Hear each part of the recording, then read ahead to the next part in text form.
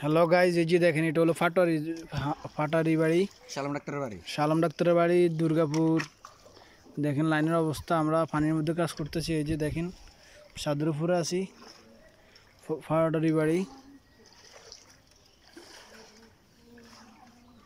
দেখেন সবাই দোয়া করবেন, আমরা খুব চেষ্টা করতেছি লাইন যেন তাড়াতাড়ি সচল করতে। অনুমতি কি লাইট যেটা জিজ্ঞেস করেন, অনুমতি কি লাইট আছিল জিজ্ঞেস করেন।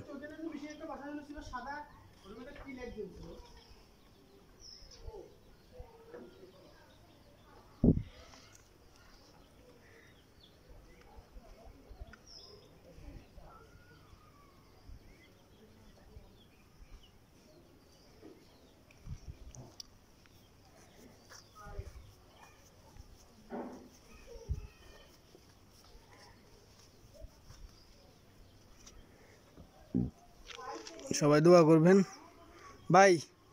ড্রেসিং করে আবার আটকালাম, ওই কোটটা একটু নামাই দেন ওই কোনাত।